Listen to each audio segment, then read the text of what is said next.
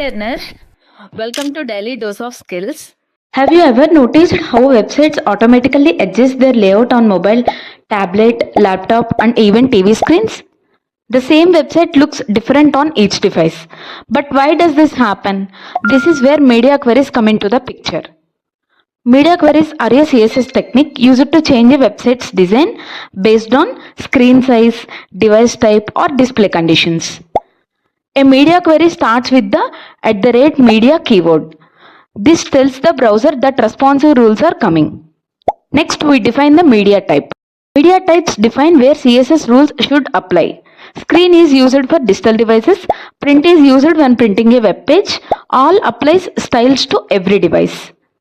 Inside the curly braces, we write the CSS styles that should run only when the condition is true. Breakpoints are specific screen widths where layout changes occur.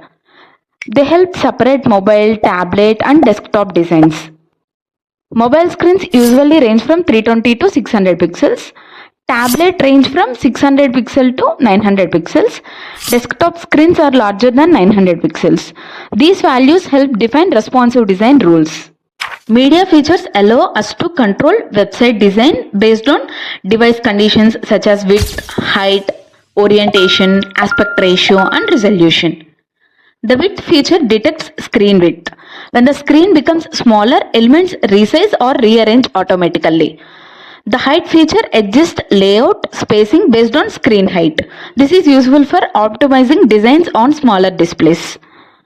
Next, max width applies styles for smaller screens like mobile devices. Min width applies styles for larger screens like tablets and desktops. Orientation detects whether a screen is vertical or horizontal.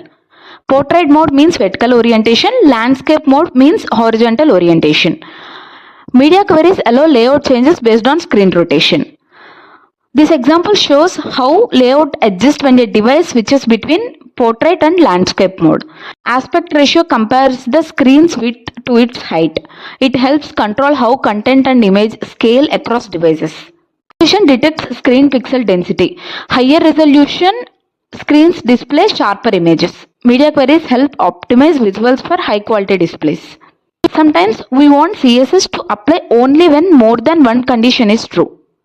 We can add multiple conditions inside one media query. AND operator means all conditions must be true. Here the background color changes only when the screen width is below 768 pixels and the device is in portrait mode. If either condition fails, the CSS will not apply. The NOT operator excludes specific conditions. In this example, the style applies to all devices except screens smaller than 600 pixels. This is useful when you want to avoid applying styles to small screens. The comma works like an OR condition. This CSS applies if either the screen width is below 600 pixels or the device is in portrait mode. Only one condition needs to be true. This is a media query example using screen type, width, and orientation. The word screen means the rule works only on digital screens. The condition max width 768 pixels means it applies on smaller screens like tablets or mobiles. The orientation portrait means it works only when the device is vertical. The AND keyword means all conditions must be true for the CSS to apply. When these conditions match, the background color changes to light blue. Now let's look at a real portfolio website to understand how media queries work in practical projects. On desktop screens, the navigation bar displays all menu items in one horizontal row. The layout uses multiple columns to utilize larger screen space. On mobile devices, the navigation bar becomes compact. The layout shifts into a single column for better readability. These changes are controlled using media queries. The nav bar is a clear example of responsive design. On larger screens, all navigation links are visible. On smaller screens, the menu collapses to save space. Media queries play a major role in responsive web design. Understanding media queries is essential for modern web development. If you found this video helpful, like, share, and subscribe for more learnings. Thank you for watching.